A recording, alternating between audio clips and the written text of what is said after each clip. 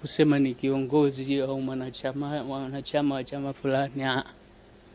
Alipo huko Minaki ana chama Nyerere, kusema ni kiongozi au mwanachama wa chama fulani. Alipokwenda huko Minaki akenda kakutana na jamaa yake mwenzi ambaye wa Nzega hapa, akiitwa nani huyu alipata kesi na hiyo nani ambaye leo ni marehemu yeye, ila binti yake nasikia natajwa kwenye mambo ya ubunge huko Kasela Bantu, na yeye wakawa shule moja kule. Sasa Kasela Bantu anafahamiana na jamaa pale Dar es Salaam. Kwenye kufahamiana na jamaa Dar es Salaam, Kasela Bantu ndio kumwadresi Sax Abdul Sax kwa kumfahamisha huyo, ndio ikaanza sasa kumchukua huyo Nyerere, anakwenda hata kumchukua na gari yake. Wakati huo anakwenda mchukua hata mara nyingine na gari yake kutoka huko, anamleta mjini pale kwenye klabu yao, na wao wanapiga zuna, wanafanya nini. Ni kurudishe nyuma kidogo, mzee wetu wa Ikela. Umezungumza hapo awali kwamba Nyerere wakati huo ni mwalimu hapa St. Mary hapa Tabora. Wazee waungwana wa mji huu walimpa fursa ya yeye kuwa ni katibu, bila shaka katibu wa duka katika masuala ya kuhifadhi kumbukumbu za mapato kwa ujumla.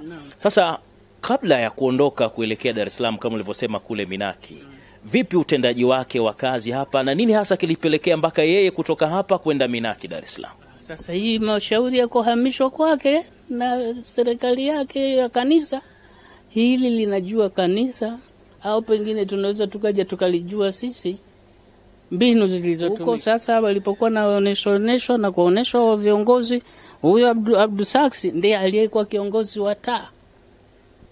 Sasa ilipofikia uchaguzi, kaenda mzee Usingizi, mzee Fundi Muhindi na Pacha wamekwenda yeye akawa delegation, mjumbe wa tatu katika kuhudhuria Tabora. Nashukuru sana. Lakini sasa katika wakati huo harakati zenu za kisiasa mlikuwa mnazifanya kwa uwazi namna gani? Kwa sababu tayari kulikuwa na serikali ya Mwingereza. Si uwazi sana, ilikuwa hatari sana. Ilikuwa mbinu gani mlizokuwa mnazitumia? Tunatumia mbinu wenye makoti, unajua ya makoti ya jeshi yale mazito yale wanaita combat, makoti ya kabisa ya mvua, yanahifadhi mvua au baridi. Sawa. Basi watu wanatembea na makoti hayo, ndani mna hizo kadi. Sasa wakati huo tunasema ndani mna kadi, ni manake kadi hatujaanza kadi za kutoa za Tanganyika African Association. Ilipobadilika ile Tanganyika African Association, aliporudi Pacha ndo kuja na kadi sasa, na lazima tupate wanachama. Ilipofikia lazima tupate wanachama, waliokuwa wanachama wa chama hicho walio ndani ya serikali wakawa wamepewa onyo na serikali, hakuna mtu kuingia. Kama anataka chama aende kwenye chama, kazi yake. Wengi wenzetu wa Afrika walitutaka nasaha, sema mimi nataka, lakini sasa kazi takuwa nasaidia hivi niacheni wewe kwenye kazi. Wakawa maacha kwenye kazi, wakawa naendelea na kazi. Naam, ilikuwa hivyo. Asante sana. Haya, safari sasa ya mwalimu mpaka Dar es Salaam Minaki Sekondari. Minaki amekwenda kwa Minaki, huko Minaki ndio amekutana na huyu nilimtaja Kasela Bantu. Kasela Bantu kafanya, wamekutana na bwana Saksi, kwenye kukutana na saksi, akawa sasa analetwa pale club pale, mpaka ulipofikia mkutano yeye akahudhuria kama delegation wa Tabora, mwalimu. Lakini sasa mwaka wa 53 ndo kachukua kadi ya taa, mwaka wa 53 50 mpaka 52, nayokuambia Mwalimu hana chama chochote. Nayatamka haya na watu dunia itasikia. Sasa ilipochukua nani kadi ya taa 53, ilipokaa sasa 54 kufanya uchaguzi taa kuibadilisha kuwa 5, tayari huku pilika ya Waislamu wameshatuma delegation chungu nzima Uyuno, kama alivyosema huyu kijana kwamba shauri hili ni la dunia, si la bahali pamoja. Delegation iliyokuwa inakwenda ni ya Waislamu tu kule Uyuno, wanapewa sasa, mbona mko peke yenu? Na nyie huko mko makundi mawili, kuna Wakristo na Waislamu.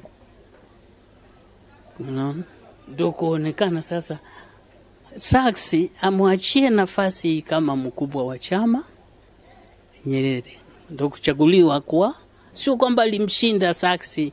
Nyerere atamshindaje saksi bwana, mtu mgeni na mgeni wa kila kitu kwenye siasa, mgeni kwenye nini, mgeni kwenye mji, mgeni. Akaachiwa achukue nafasi ya saksi ili baadaye wafatane na mjumbe mwingine kutoka Tanga kwenda kuwakilisha sasa tuupate huo uhuru, kwamba Waislamu na Wakristo wote wamekuja wanataka uhuru. Lakini mbinu zilikuwa kubwa, kama kijana anavyosema, zilikuwa kubwa hizi mbinu. Si rahisi miaka 6 kupatikana nchi uhuru. Jamani, nanyi mnasikiliza hata sasa hivi miaka 6 watu kina Mandela wamekwenda na mapolini, wenye kufungwa umefungwa. Hapa hakuna aliyefungwa, hakuna alisinwa. Miaka 6 tukajipatia uhuru.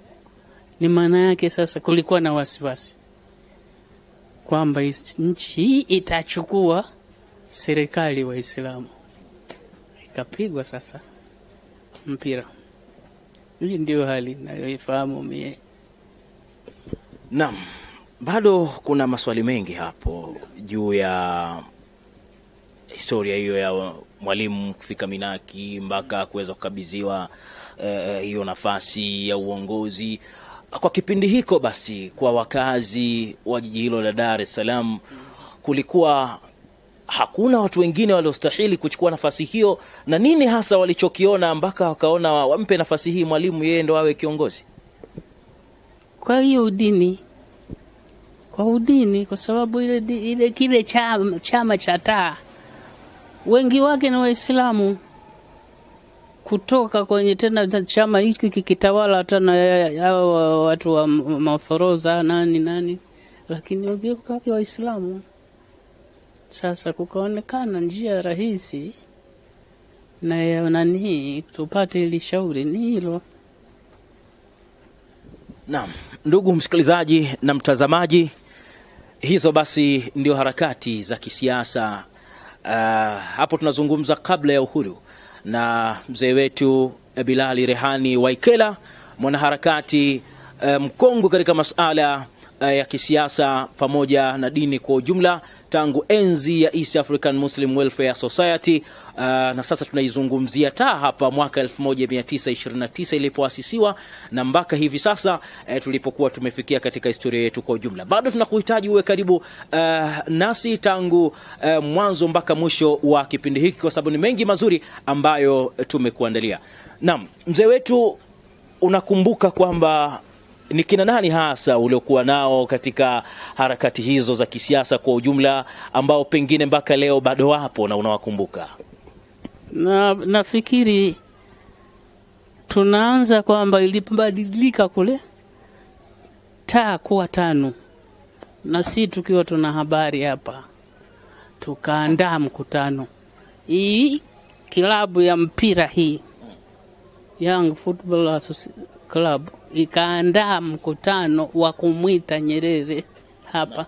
Kipindi hicho wewe bado katibu msaidizi wa klabu, na ndiye nilifanya ushawishi wa kumshawishi katibu wangu Shabani Mohamed Slabo au Shabani Kichwa tumwite aje. Ni watu wa kwanza, klabu ile ni ya kwanza kumwita Nyerere hapa. Akaja na Bibi Titi na wenzie wakaja, tukafanya naye mkutano kwenye klabu yetu, na pati ikafanywa pale kwenye klabu yetu. Tulipomaliza mkutano tukaja, ndipo tulipogundua hata Dar es Salaam hawajafanya kitu. Baada ya huo mkutano wa kumalizika kubadilisha taa kuja 5, tukamhoji hapa, tukaona hata Dar es Salaam hakujawa kitu. Nikawaambia sasa, nyinyi mnakwenda, lakini jitahidini mpate makundi, kwa sababu shughuli za chama zinakuda kwa harakati za makundi.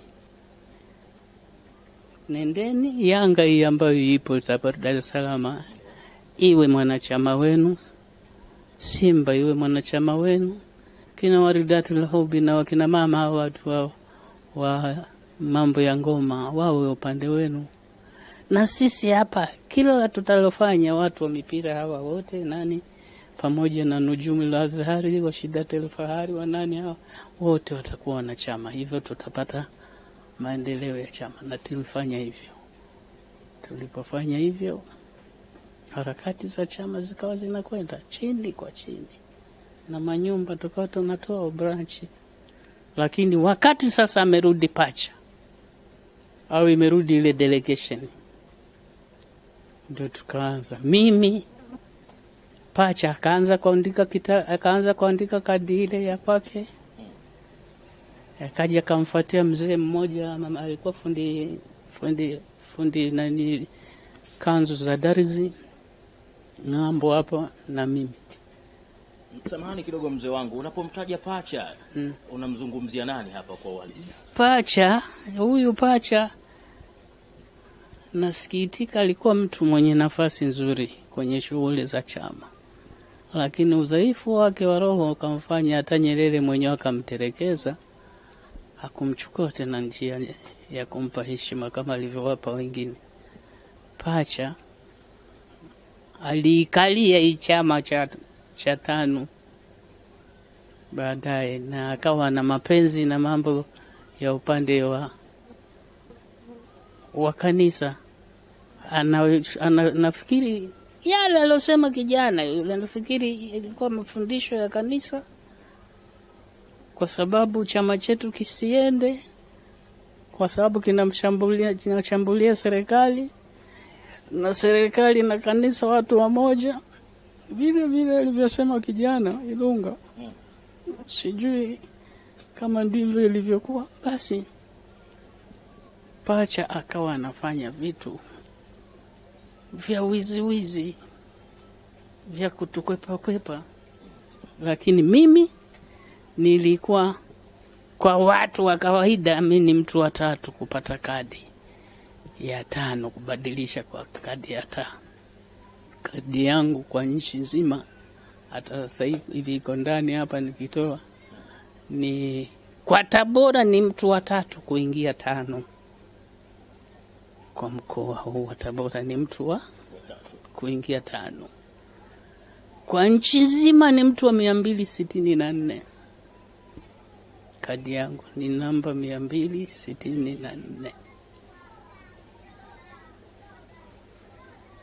Basi tukafanya mashauri ya chama,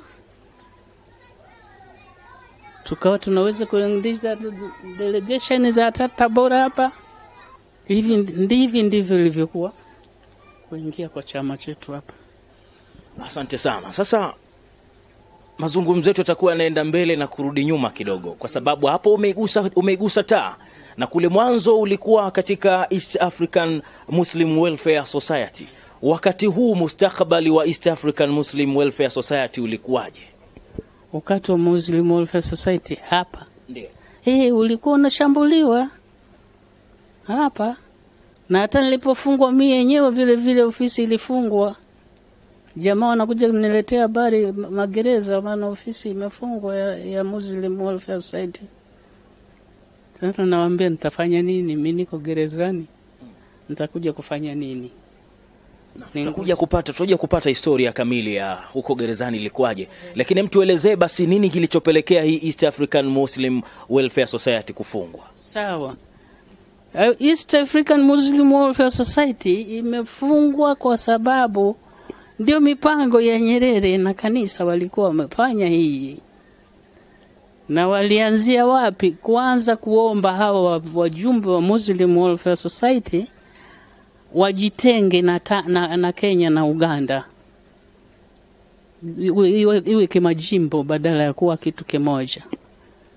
Na hii ilileta tabu sana. Mkutano wa Arusha wakuwa wote sasa wamefika, wa Kenya na wa Uganda wapo, na Watanganyika wanang'ang'ania kwamba wanatizamia kwamba wanapunjwa katika mafungu ya kugawana. Sasa wanataka kila mtu awe na fungu lake.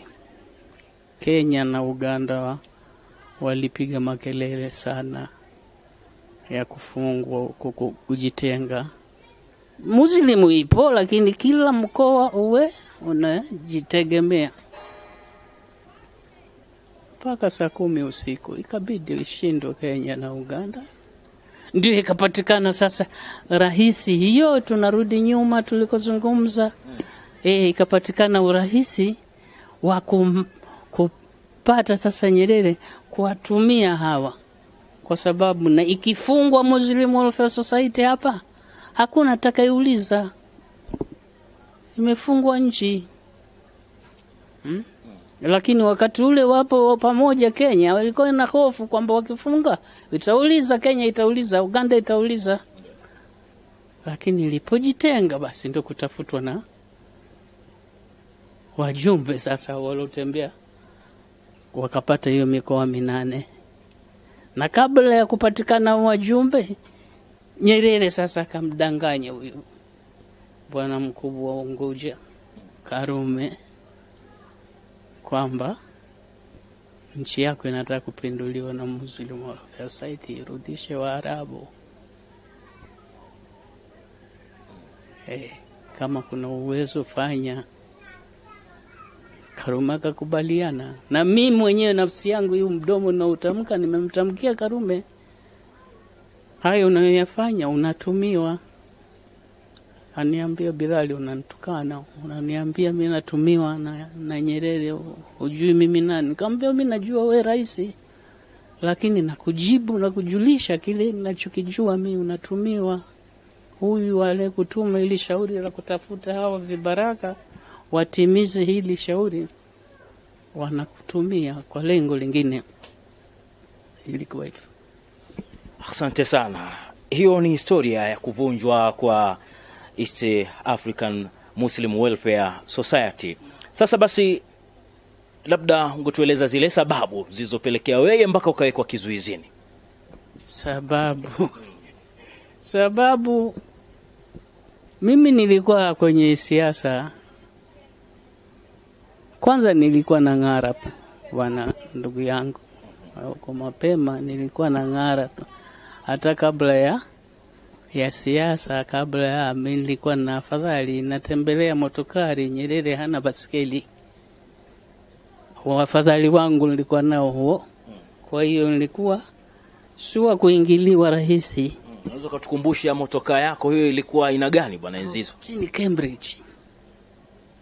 Gari yangu ilikuwa Austin Cambridge, na nimenunua kwa mzungu wa Mpanda, ikiwa imetumia maili 9,000 tu kutoka upya wake. Ni gari nilikuwa natoka nayo hapa na kwenda kwenye mikutano Dar es Salaam, na kwenda nayo na rudi nayo. Unaona bwana.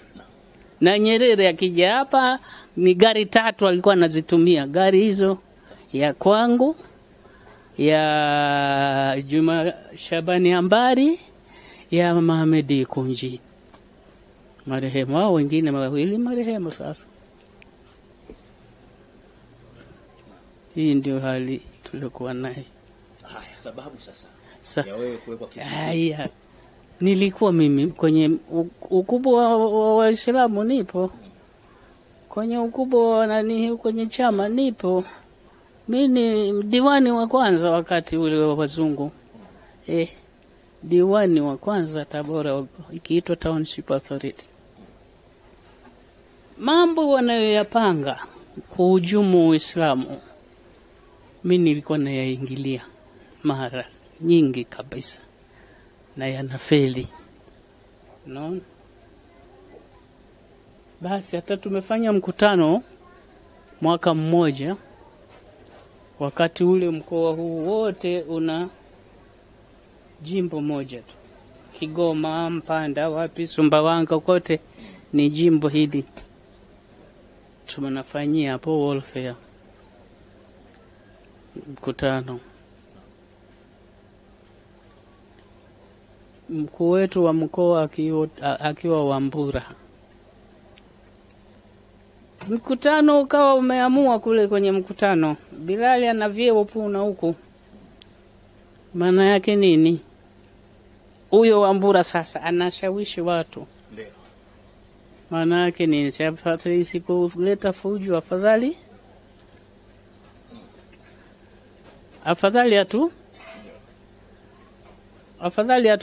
apishe sehemu fulani. Hili likatamkwa. Alipotamka mwanamke mmoja, Mamina Maofi Wanzega, mjumbe alikuwa kwenye hili, na Abdalla Selemani marehemu naye. Sasa niliudhika sana. Nilipoudhika nikawambia, mimi kama ni kuchagua, nachagua kubaki na Muslim Welfare Society. Natoka chama cha TANU. Nilipoamua hivyo, natoka ndani ya mkutano, nawasha gari yangu, naondoka. Ikaanza pale shauri. Akapelekewa habari Nyerere, na akaja akahutubia hapo. Tutu tungine tunatoka chama, tunafikiri kitoka chama kitakufa na hakifi. Hai, tumerudi kwenye kukaa kwetu. Mimi nashughulika sasa na Muslim Welfare Society, lakini kabla mkutano wa kura tatu, bado mimi ni mtu wa huko kwenye 558. Nyumba hii ndo alifikia Nyerere. Hii unaiona. Hii ndo tulimomkaribisha Nyerere humo, na John Rupia na Dr. Lugazia walifikia humo. Nyumba ya tatu kutoka hii tulimfikishia Selemani Takadiri. Usiku tunakaa humo ndani, nilipata kumuuliza Nyerere, bwana, Waislamu wanakuunga mkono, lakini itakuwa matokeo yake ni kwa sababu Uislamu wanaonekana dhaifu, unaonaje? Alinijibu kwamba, Bilali, unaleta shauri gumu tena baya hili shauri bwana, na kushauri usilitamke tena, na sababu ninayokuambia hivi, unaona India na Pakistani, kaambia ndio wanauana kwa sababu ya dini. Tukianza habari ya dini, tutashindwa kuupata huu uhuru. Saa 8 usiku. Sasa matokeo niachie na kunyamazisha hivi, wacha tupate uhuru. tukishapata uhuru, mimi nitakuwa wa kwanza kuwasogeza Waislamu. Nitakuwa wa kwanza kuwasogeza Waislamu. Basi ni kweli nikanyamaza. Tumeingia hata kwenye mimi kwenye delegation ya kutengeneza, nimekupa karatasi naona. Nilikuwa mjumbe peke yangu kwa baraza la wazungu kutengeneza mipango ya kuteremsha bendera ya kizungu, kupandisha bendera ya kwetu. Sasa haijafika 61 tumepata uhuru. Kwenye kupata uhuru tumenyamaza hivyo walivyotaka. Sasa hiyo 61 umeanza matusi. Kumeanza matusi